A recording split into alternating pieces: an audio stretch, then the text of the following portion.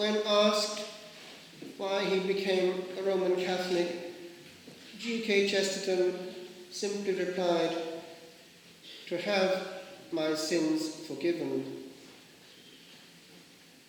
One has to have known both sides of the divide to know the depth of the meaning which he had.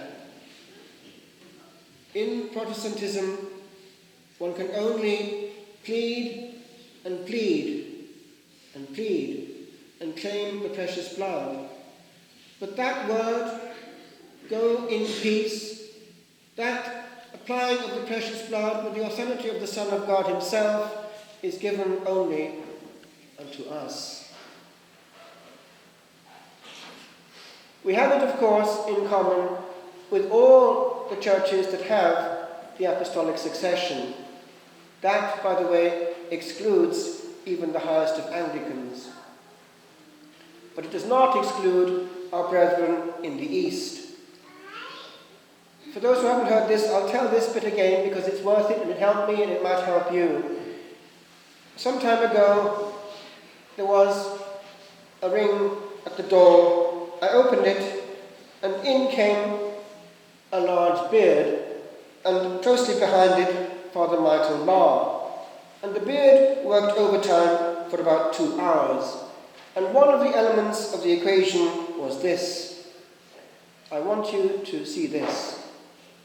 And he gave me a video. He explained its content and left me with it. And it was this. Some years ago, a friend of mine at the time, he's dead now, Father Michael Ross, had done an interview with a married couple. They were Americans, and they'd come over to Ireland. They were in their late 40s, on fire for the Lord. And one of them had this to say, backed up by his wife. He had a friend who was not a Catholic. He was in distress, and he had gone up to a friend of his.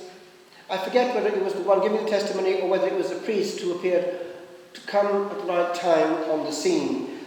But he came with his problem to whoever it was, and the advice simply was this. Is there, near where you live, a Catholic church which is open, and possibly where what we call Eucharistic adoration is going on? He scratched his head and remembered actually there is one not too far from where I live. What should I do? Could you just go in there, sit down and be quiet? Okay. He simply obeyed the advice. Notice how that man was an angel from heaven for him. It could be you one day. He went in, and suddenly something happened, which was not of his own making. He gazed at the monstrance, and he saw something awfully overwhelming in one flash. He saw himself, the state of his soul, completely as his Maker saw it, gazing at him from that host. It was what he saw at that point, but he was given more. He was given an awareness that if he died at that point, he would go straight to hell. His soul was black and had to have forgiveness in the precious blood. And he was given this piece of knowledge directly from that host. It was this. The only way that you can receive this complete washing of your soul is by getting absolution from a Catholic priest. He was also given this addendum in the knowledge.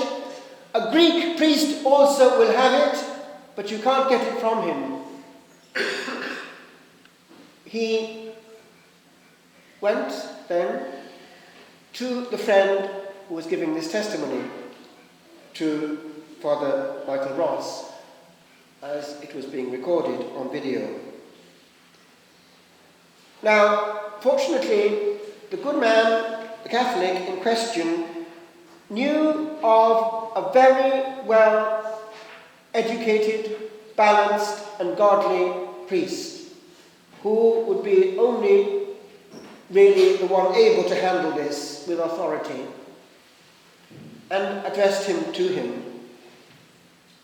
Now, without going into the intricacies of this, because it's complex and it involves canon law and what we call economia, he sorted it out because, why? He was given knowledge that if he didn't get this straight away, he could die. He could die for a broken heart because he'd seen it all in, as it were, some massive warning. And that's the point. It was a warning. And that's why Father Michael Marr wanted me to know and see this. One man was given the warning. And the warning perhaps will come sooner than we think. This planet can't go on much longer, turning the wrong way, offending God with every possible means within its ingenious devices, each one worse than the other, and now invading one by political bit this Emerald Isle. Just a little injection and we'll stop your pain. Do you consent? And do you know that right now there are messages going from authority in the HSE directly to chemists? They had thought that the solution of having the possibility of aborting in the privacy of one's home would only involve certain doctors who would be able to give the prescribed drug themselves. But it's turning out that actually it's got to go via the pharmacists. And that is starting to put Catholic chemists in a very serious quandary. Can they continue in their profession and give out directly abortive pills, or whatever it might be? The culture of death. And I was warned this before it came in. Our health system, once abortion comes in, will never be the same again. Life is no longer sacrosanct. After 80, one is heavy to bear.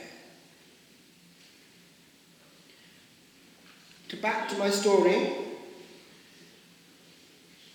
This shows divinely that actually the Church, despite what might not be going on here and there, is not the sum of its members, and therefore not to be judged on its members. It is rather like the host. You look at a monstrance, you're not adoring the monstrance. The monstrance might actually be defective. You are adoring what it contains. And so it is with the mystical body.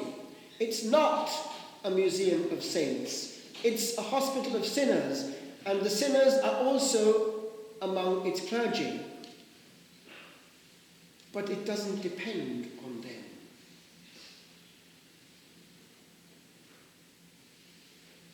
Over the years, I have been amazed by the power that this sacrament has.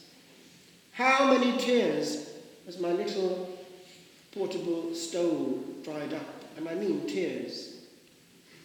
Things happen when people come with a heavy burden and hear those words, "I absolve you," knowing that they're not from the man, but from God. And one or two experiences have actually been physical. I remember years ago, not long ordained actually, I was at Medjugorje, which is the confession of the world by now. By the 100 they come, and I can't remember what language it was, it must have been Italian I think. This young lady about 30 came up with the sins, whatever they were, made a good confession, and then came to the words of absolution, because you can see the person, there's no grill. E io ti assolvo dai tuoi peccati nel nome del Padre e del... She fainted from the power of the grace coming into her. and had to be carried out. And that wasn't for any human reason. And on I could go, and other priests would tell you the same. Old Nick can't bear this sacrament, and he will do everything in his power to make it unavailable. Does that sound slightly familiar? This is the first day of the month of the Holy Rosary. That same beard of Father Michael Marr did extra overtime one day and told me this. He actually told me it on another thing he gave me to look. It's what he put together on the Holy Rosary and on Fatima. Do you know that it's the only thing she asked for 6 times? 5 decades of the Holy Rosary. We're so busy that we haven't got time to be as polite as to answer her request. He added this. Why did she ask such a simple thing? Surely she would have asked for at least daily assistance at the Holy Sacrifice. She only asked for this. Why? And he maintained with other experts that it was simply this. It's the one thing that everybody throughout the Catholic world can do. And if they can't, they're just too busy.